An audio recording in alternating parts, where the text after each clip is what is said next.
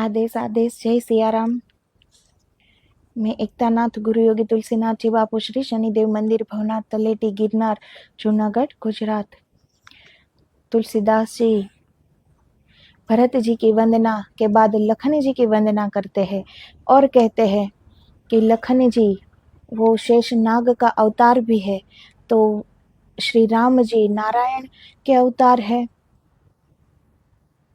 तो विष्णु भगवान का अंशावतार राम जी असुरों को संहार करने के लिए जन्म लिया है और उनका साथ देने के लिए शेषनाग का अंशावतार लखन जी का भी अवतार हुआ है और दोनों अपने लोक में भी स्थित है।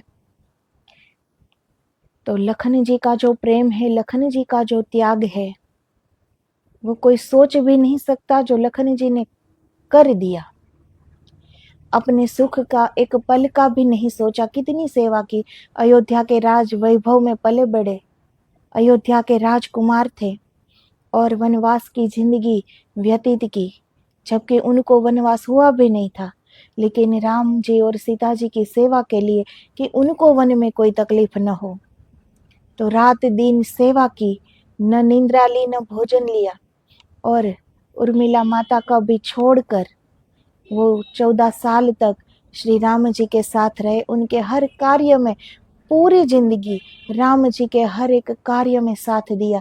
सुमित्रा माता अपने दोनों पुत्र को सेवा में दे दिए, एक राम जी को और एक भरत जी को, दोनों पुत्र सेवा में दे दिए। कितनी महान सुमित्रा माता थी। तो लखन जी ने 14 साल में कभी एक बार उर्मिला माता जी को याद किया, 14 साल में, बाकी किसी को याद भी नहीं है। राम जी और सीता जी की सेवा के सिवा उसे कुछ याद भी नहीं है। ये कितना समर्पण होगा।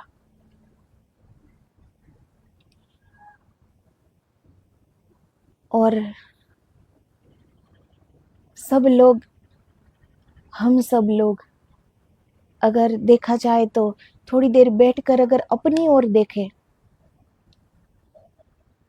एक पल के लिए भी हम एकाग्र हो सकते हैं, इकट्ठे हो सकते हैं कि हमारी ऊर्जा कहीं भी ना बटी हो, कोई याद में न हो, कोई सोच न हो, कोई विचार न हो, मन में कोई तरंग उठ न रही हो, बुद्धि कुछ सोच न रही हो। क्या ऐसे एक पल भी हम जी सकते हैं क्या? लखन जी 14 साल ऐसे जिए, राम जी की सेवा के अतिरिक्त ना कोई विचार है, ना मन में कोई तरंग है, कुछ भी नहीं। कितने राममय जीवन होगा उनका। तो ऐसे लखन जी के चरणों में तुलसीदास जी वंदना करते हैं।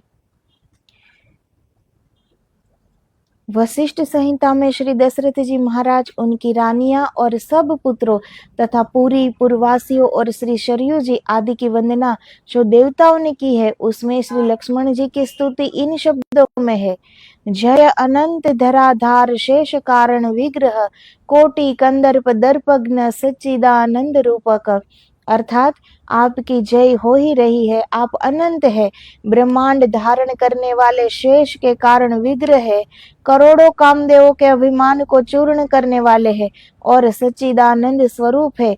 यह प्रमाण भी हमारे दिए हुए अर्थ को पुष्ट करता है कि लखन जी शेष नाग का अवतार है, जिसकी फणा पे ये सृष्टि खड़ी है। तो ये वशिष्ठ रामायण में, वशिष्ठ संहिता में ये श्लोक लिखा गया है कि जय अनंत धराधर शेष कारण विग्रह कोटि कंदर्प दर्पग्न सच्चिदानंद रूपक, ब्रह्मांड को धारण करने वाले। तो ऐसे लखन जी के चरणों में शत शत प्रणाम। नारद पांचरात्र में लक्ष्मण जी को शेष शाही क्षीराब्धि श्रीमन नारायण कहा है। वैकुंठेशस्तु भरतः क्षीराब्धिशस्तु लक्ष्मणः शत्रुघ्नस्तु स्वयं भूमा राम सेवार्थमागतः अतः शेष सहस्र शेष जग कारण का अर्थ जो दिया गया वही ठीक है। यदि यहाँ लक्ष्मण जी को केवल जगत का कारण मानते हुए शेष का अवतार मान लिया जाए तो कुछ ऐसे प्रबल विरोधा खड़े होंगे कि जिनका यथार्थ समन्वय पूर्वक परिहार करना कठिन ही नहीं किंतु असंभव हो जाएगा। जैसे एक तो यह कि कहीं श्रुतियों स्मृतियों में शेष का स्वतंत्र रूपेण जगत का कारण होना नहीं पाया जाता और श्रीमन नारायण को जगत का कारण कहने वाली बहुत सी श्रुतियां स्मृतियां है।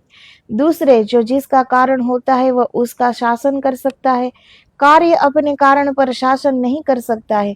वैसे ही अवतार अपने अवतारी पर शासन नहीं कर सकता, अवतारी अवतार पर कर सकता है और करता भी है।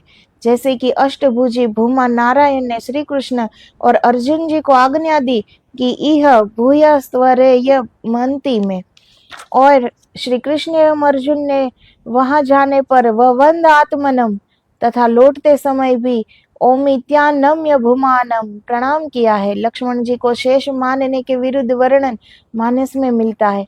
शेष नित्य जीव है और लक्ष्मण जी नाना त्रिदेव के कारण है। उपजी जासु अंश ते नाना। तो टीकाकारों ने जो भी टीका की हो, जो भी माना हो, सबके अपने एक मन, अपना अपनी बुद्धि के अनुसार, अपनी सोच के अनुसार, जो वो जानते थे उनके अनुसार अलग अलग कहा है। लेकिन क्या ये पर्याप्त नहीं है कि लक्ष्मण जी को अगर शेष अवतार भी न माने हम, चलो कोई बात नहीं, ये पर्याप्त नहीं है कि लक्ष्मण जी जैसी सेवा कौन कर सकता है, लक्ष्मण जी जैसा समर्पण कौन कर सकता है, लक्ष्मण जी जैसा त्याग कौन कर सकता है, लक्ष्मण जी के जैसा साथ कौन दे सकता है। राम जी की परछाई की तरह वो पूरी जिंदगी उनके साथ रहे हैं, ये पर्याप्त नहीं है। इससे ही क्या हम ये न पता लगे कि लक्ष्मण जी की महानता कितनी होगी, कितने महान होगे, कितने शूरवीर होगे। तो ये अपनी अपनी टीकाकारों ने अपनी अपनी जो धारणाएं है बताई है, लेकिन वो शेष नाग के अवतार है, ये रामायण में लिखा हुआ है। श्री अयोध्या वासियों सहित पर धाम गमन प्रभु का रामायणों में वर्णित है। वहां लक्ष्मण जी के 3 स्वरूप कहे गए हैं, एक शेष स्वरूप, दूसरा चतुर्भुज स्वरूप और तीसरा द्विभुज किशोर धनुष बाणधारी श्री लक्ष्मण स्वरूप, जिससे वे सदा श्री रामचंद्र जी की सेवा में रहते थे। ब्रह्म रामायण में इसका प्रमाण है, अर्थात श्री राम जी के साथ साथ श्री लक्ष्मण जी ने लोकों के हितार्थ सुंदर वेश वाले 3 रूप धारण किए। एक स्वरूप से तो वे श्री सरयू जी में प्रविष्ट हुए, यह सहस्र शीर्ष शेष रूप था। दूसरे स्वरूप से इंद्र के लाए हुए विमान पर चढ़कर वे वैकुंठ को गए, यह चतुर्भुज विष्णु रूप था जो सर्वभूतों के हृदय में वास करते हैं। और तीसरे द्विभुज लक्ष्मण रूप से वे श्री राम जी के साथ विमान पर बैठकर सर्व लोकों की सिरमौर मणिमयी नित्य लीला स्थली साकेतपुरी को गए। तो 3 स्वरूप को कहा गया है।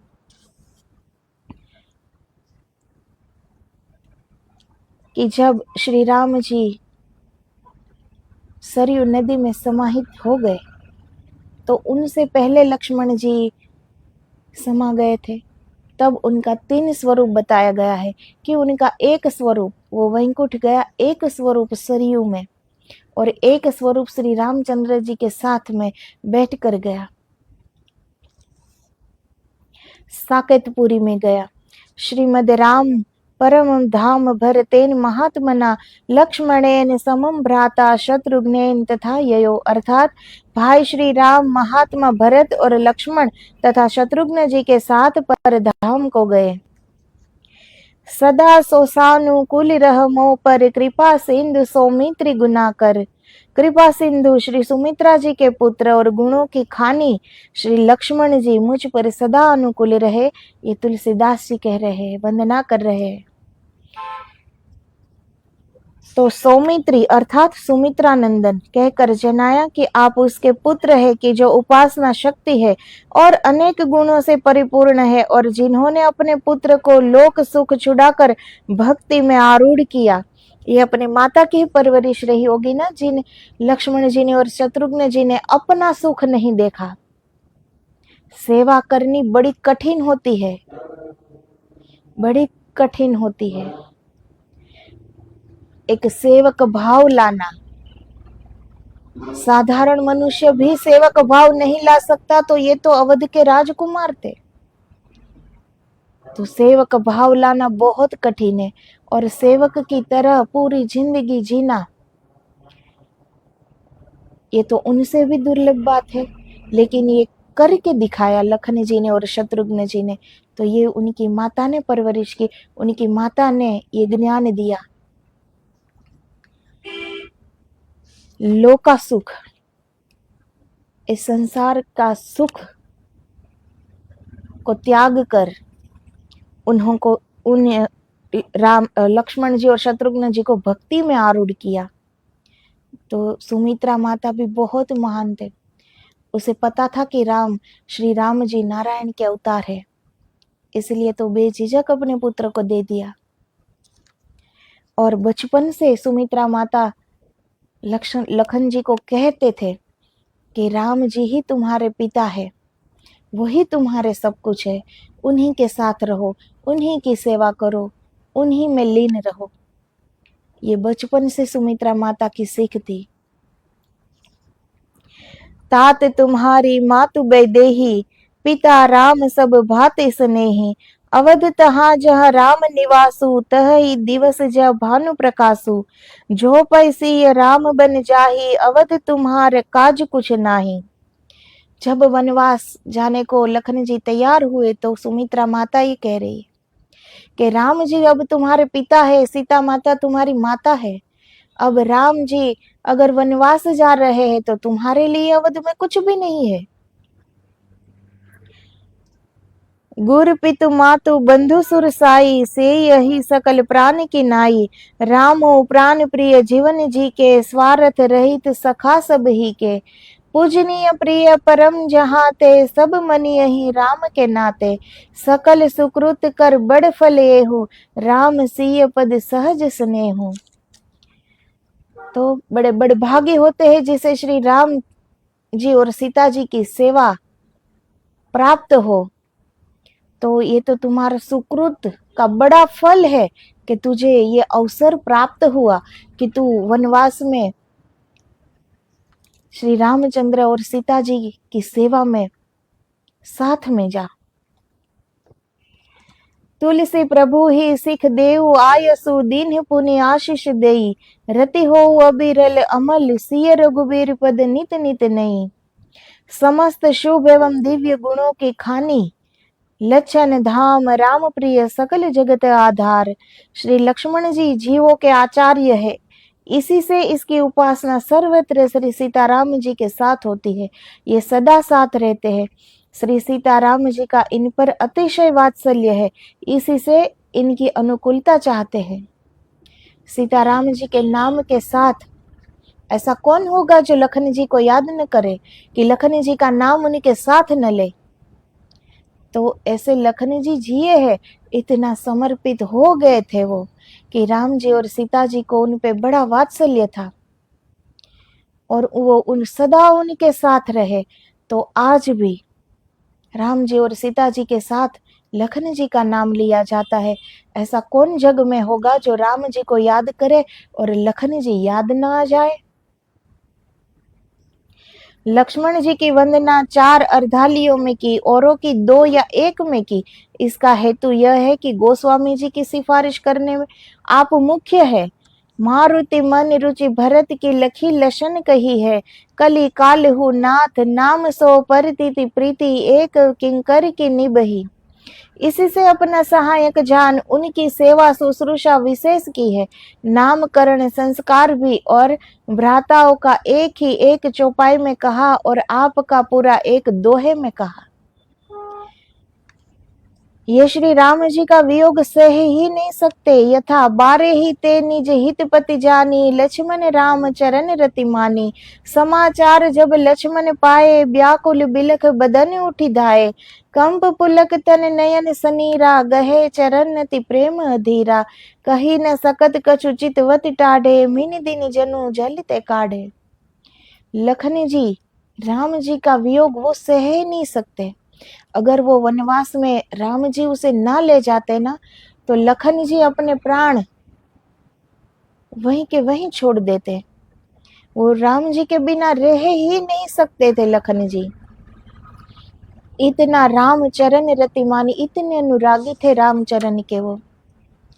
रिपु सुदन पद कमल नमामि, सुर सुशील भरत अनुगामी। अब शत्रुघ्न जी के पास हम चलते हैं। अब गोसाई जी शत्रुघ्न जी को वंदना करते हैं। भरत अनुगामी शत्रुघ्न जी, जो पूरी जिंदगी भरत जी की सेवा में रत रहे। सबसे छोटे भाई, कितनी मर्यादा। पूरी रामायण में शत्रुघ्न जी का बड़ा मौन पात्र है।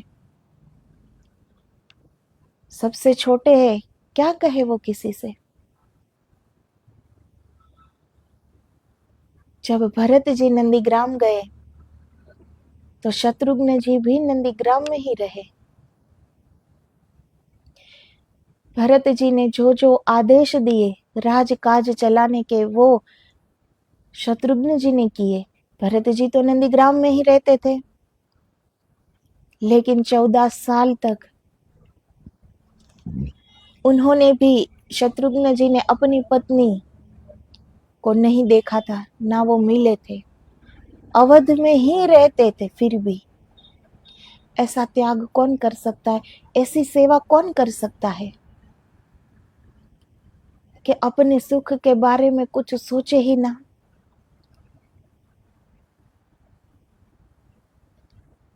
ये है शत्रुघ्न जी।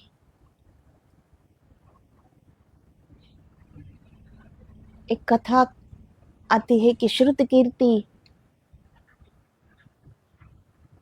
वो जब रोती है महल में, तो कौशल्या माता सुन लेते हैं। एक दिन कौशल्या माता उन्हीं के पास जाते हैं कि श्रुत कीर्ति, शत्रुघ्न कहाँ है। श्रुत कीर्ति रोने लगती है। वो कहते हैं कि उनके चरण के दर्शन हुए तो 13 साल बीत गए। मुझे नहीं पता शत्रुघ्न कहाँ है, मेरे स्वामी कहाँ है। सुध बुध खोए बैठे थे कौशल्या माता भी।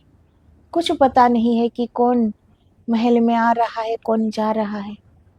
वो अपने महल के झरोखे में खड़े रहकर श्री राम जी की प्रतीक्षा कर रहे थे। इतने आंसू बहाए, इतने आंसू बहाए कि अब आंखों में आंसू भी सूख गए थे। तो जब पता चला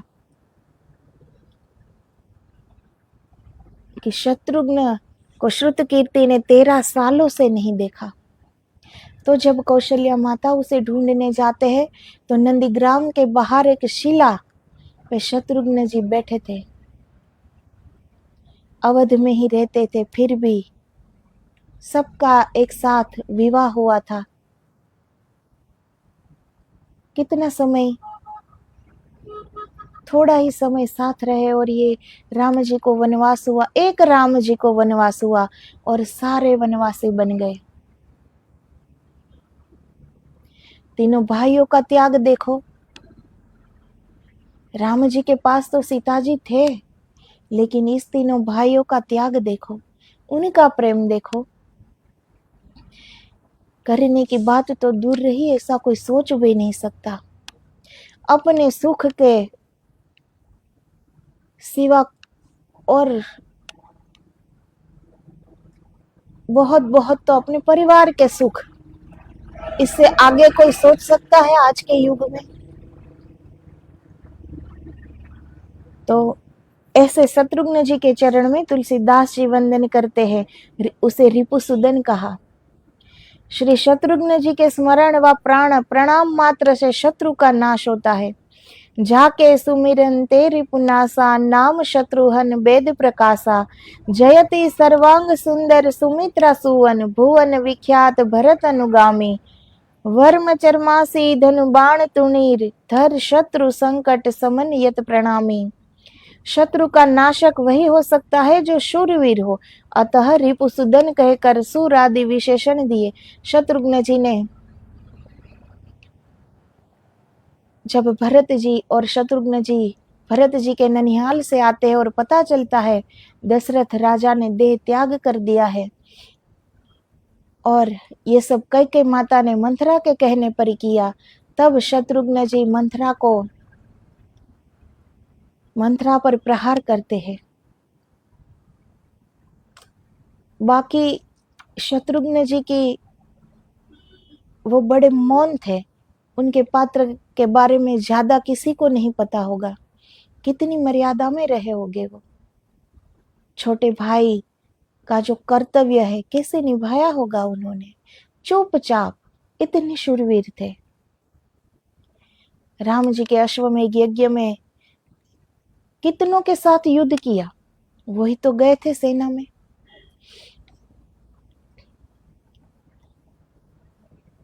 तो अतः रिपुसुदन कहकर सूर आदि विशेषण दिए। इनकी वीरता परम दुर्जय लवणासुर के संग्राम और वध में प्रकट हुई। जयति जय शत्रु करी केसरी, शत्रुहन शत्रु तम तुहि नहर किरण केतु। जयति लवणाब्दु निधि, कुंभ संभव महाधनुज, दुर्जन दवन दुरित हारी।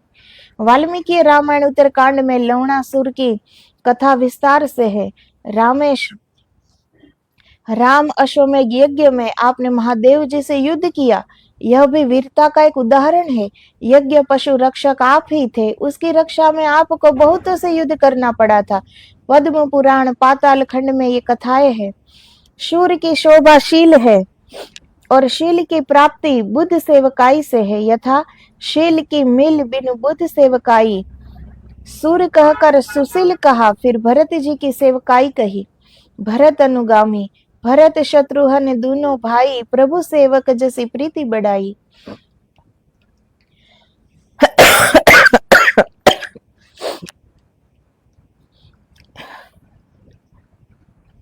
महावीर बिन वो हनुमाना, राम जासु जस आप बखाना।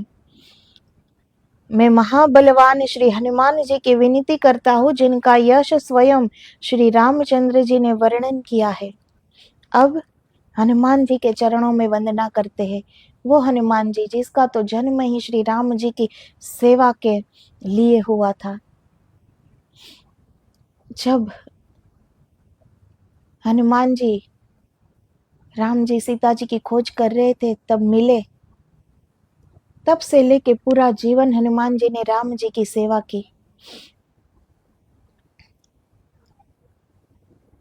हर जो दुर्लभ कार्य थे वो हनुमान जी ने ही किए। क्या उनके बगैर लंका युद्ध, लंका विजय क्या सोच सकते हैं बिना हनुमान जी के? और सेवक क्या होते हैं वो हनुमान जी ने सिखाया। जब विभीषण जी को रावण की सभा में रावण उसे मार के निकाल देते हैं, तब विभीषण जी रामचरण में आते हैं। दूर से सब देखते हैं, सुग्रीव, जाम्बवन जी, अंगद जी सब देखते हैं कि ये तो रावण का भाई है, असुर का भाई है। सब अपनी अपनी सोच के अनुसार कह रहे हैं सब कुछ कि ये कुछ अनर्थ न कर दे, असुर का भाई है, उनका विश्वास कैसे करे, ये जरूर यहाँ कुछ जानने आया होगा। सब अपने अपने हिसाब से बात कर रहे हैं। अब हनुमान जी को पता है कि विभीषण जी राम भक्त है, वो तो लंका दहन के समय लंका गए थे, सीता जी की खबर हनुमान जी ही लाए थे, तो उनको पता है कि विभीषण जी राम भक्त है। लेकिन सेवक धर्म, जब तक स्वामी न पूछे तब तक मुंह खोलना ही नहीं, पता है फिर भी कुछ नहीं बोलना, ये होता है सेवक धर्म। उन्हें पता है कि वो कुछ अनर्थ न करेंगे, वो तो राम भक्त है, राम चरण में आ रहे हैं। लेकिन हनुमान जी ने कुछ नहीं कहा जब तक श्री राम जी ना पूछे। इतना धैर्य किसके पास होगा? आज तो अपने गुरु भी कोई ज्ञान दे रहे हो तो आगे से शिष्य बोलने लगता है कि जैसे आप जो कह रहे हो तो मुझे तो पहले से ही पता है, ये सारा ज्ञान मेरे पास है ही। गुरु अगर एक वाक्य कह दे तो शिष्य 3-4 कह देते हैं कि ये तो इनके आगे भी मुझे पता है। ये सेवक धर्म नहीं है। गुरु जब तक आज्ञा न दे तब तक मुख में से एक शब्द भी नहीं निकालना चाहिए। गुरु जब तक कुछ पूछे नहीं तब तक नहीं बोलना चाहिए।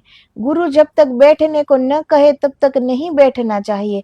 गुरु जब स्वयं सो न जाए और सोने की आज्ञा न दे तब तक शिष्य को भी नहीं सोना चाहिए। ये सारे एक मर्यादा है, ये सेवक धर्म की मर्यादा है। लेकिन सेवक अपने आप को सेवक मानना, ये जो मानते हैं ये पालन करते हैं। तो हनुमान जी उनके जैसा वीर कौन होगा संसार में? इतने शूरवीर, इतने बलवान, इतने ज्ञानी, स्वयं शिव जी के 11वें रुद्र का अवतार ऐसे हनुमान जी, और एक दास बनकर वो राम जी के चरण में हमेशा रहे। तो वीरता सुंदर कांड और लंका कांड में ठोर ठोर है। पुनि पठयो तेहि अक्षय कुमारा, ताहि निपाति महाधुनि गर्जा। मेघनाद के मुकाबले में पश्चिम द्वार पर ये नियुक्त किए गए थे। कुंभकर्ण रावण भी इनके घूसे को याद करते थे। लंका कांड दोहा 42 में ये दिया गया है। आपका बल वीरता देखकर विधि हरिहर आदि भी चौंक उठे। इन्होंने तथा भीष्म पितामह द्रोणाचार्य ने भी इनकी पूरी प्रशंसा की है। यथा बल के धीम वीर रस, धीरज कै साहस कै, तुलसी शरीर धरे सबनी को सार सो। कहियो द्रोण भीष्म समीर सुत महावीर, वीर रस बारी निधि जाको बल जल बो। पंचमुख छमुख भृगु मुख्य भट असुर सुर, सर्वसरी समर समरथ सुरो। हनुमान बाहुक का ये श्लोक है कि आपकी वीरता श्री राम अश्वमेघ यज्ञ में देखने में आती है। महादेव जी भी परास्त हो गए थे। महाभारत काल में भी हनुमान जी तो अजर है, अमर है। तो महाभारत काल में भीष्म पितामह और द्रोणाचार्य ने भी उनकी शक्ति को देखा है और उनकी शक्ति को सराहा है। अर्जुन जी के ध्वज पर हनुमान जी तो बैठे थे। हनुमान यह प्रधान नाम है। जन्म होने पर माता आपके लिए फल लेने गई, इतने में सूर्योदय होने लगा। बाल रवि को देखकर आप समझे कि यह लाल फल है, बस तुरंत आप उसी को लेने को लपके। उस दिन सूर्य ग्रहण उस अवसर पर होने को था। राहु ने आपको सूर्य पर लपकते देख डर कर इंद्र से जाकर शिकायत की कि आज मेरा भक्ष्य आपने क्या किसी दूसरे को दे दिया, क्या कारण है? ये तो सबने ये कहानी सुनी ही होगी, कहानी तो नहीं है, सत्य ही है। ये तो सबने सुना होगा ना।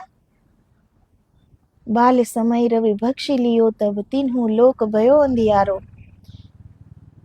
बचपन में सूरज पर लपके तब सूर्य ग्रहण का समय था। राहुदेव को लगता है कि ये तो मेरे भक्ष्य का समय है, ये कौन आ गया? तो वो इंद्रदेव को जाकर कहते हैं। इंद्रदेव आश्चर्य में पड़ गए। आकर देखा तो विस्मित होकर उन्होंने वज्र का प्रहार आप पर किया।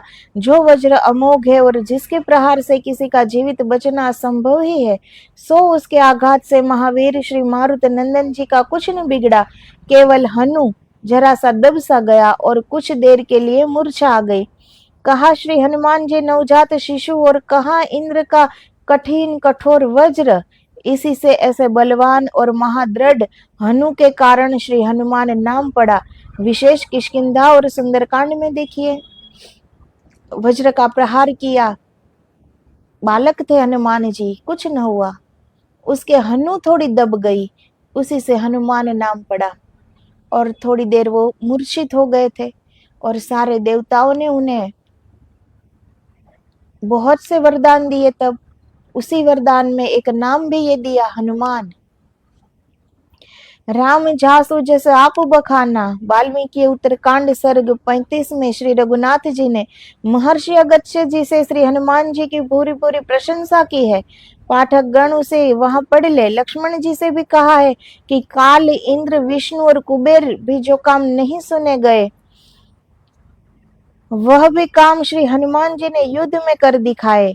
न कालस्य न शक्रस्य न विष्णुर वितपस्य च कर्माणि तानि श्रूयन्ते यानि युद्धे हनुमंतः। मानस में भी कहा है कि सुनु कपितो ही समान उपकारी, नहीं को सुर नर मुनि तनुधारी। प्रति उपकार करऊ का तोरा, सन्मुख होई न सकत मन मोरा। लोचन नीर पुलक अति गाता, गिरिजा जासु प्रीति सेवकाई। बार बार प्रभु निज मुख गाई, ते मम प्रिय लक्ष्मण ते दुना। तो श्री रामचंद्र, श्री राम जी को स्वयं ये कहते हैं कि मैं हमेशा हर हमेशा हनुमान जी का ऋणी रहूंगा, उनका ऋण मैं कभी ना उतार पाऊंगा।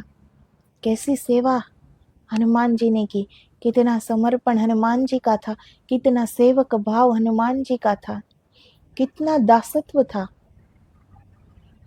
शूरवीर होकर एक दासत्व का सहर्ष स्वीकार करना, ये बड़ी दुर्लभ बात होती है। तो ऐसे हनुमान जी, आगे हनुमान जी का जब रामायण शुरू होगी तो हनुमान जी का जन्म, उनके कार्य, उस बारे में भी बात करेंगे। ये तो सिर्फ वंदना, अभी तो वंदना चल रही है, तो ये हनुमान जी के चरणों में तुलसीदास जी ने वंदना की है। प्रणवो पवन कुमार, खलबन पावक, ज्ञान धन जासु हृदय आगार। बस ही राम सर चाप धर। वायु पुत्र के पुत्र श्री हनुमान जी, पावक मतलब अग्नि, धन घन मतलब मेघ, समूह घना ठसाठस, दृढ़ घनो मेघे मूर्ति गुणे, त्रिषु मूर्ते निरंतरे।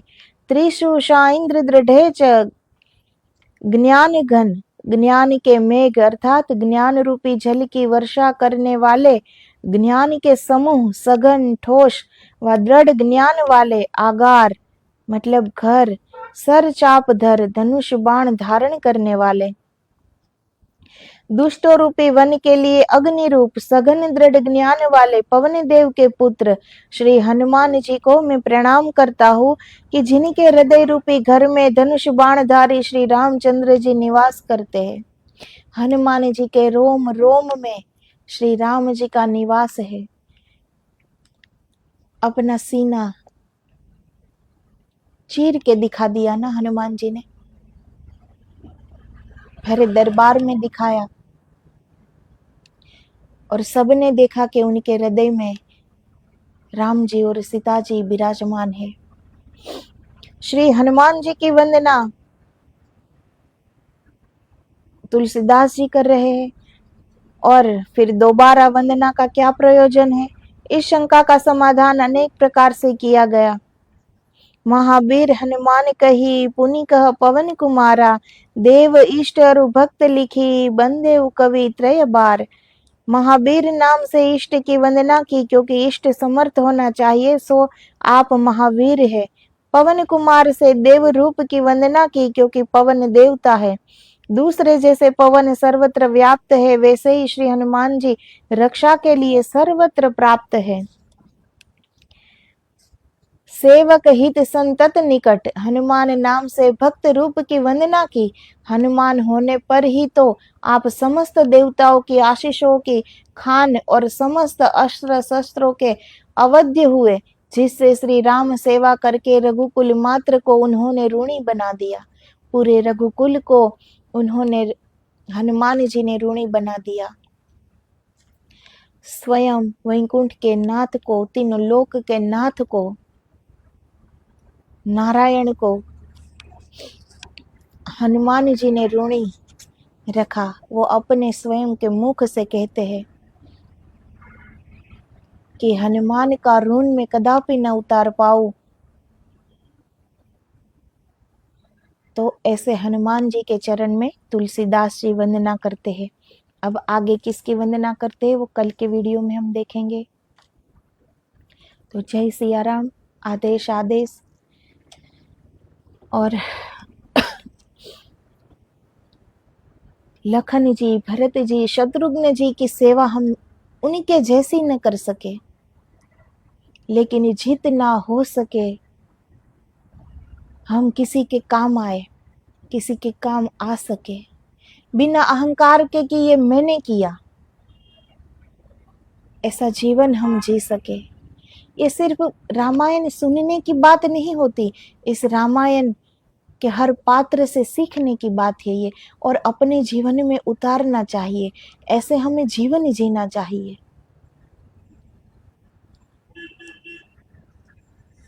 अपने सुख के बारे में बिल्कुल नहीं सोचा, जरा भी नहीं सोचा। आज वंदनीय है, आज हम सब की आंखें उनके चरणों में लगी हुई है। गौरव हो रहा है उन पर कि कैसे वो जिए। अपना सारा सुख न त्याग सके, अपनी सारी खुशी न त्याग सके, लेकिन हम दूसरों को तो सुख दे सकते हैं जितना हमसे हो सके। हम दूसरों को तो खुश रख सकते हैं जितना हमसे हो सके। हम इतना तो ध्यान रख सकते हैं कि हमारे वजह से किसी को दुख न पहुंचे, हमारे कारण भूल से भी किसी का अहित न हो जाए। इतना सहज हो, इतना सजग होकर तो हम जी सकते हैं ना जीना। तो इन सब से हमें सीखना चाहिए और ऐसा जीवन बनाना चाहिए। तो जय सिया राम। आदेश आदेश।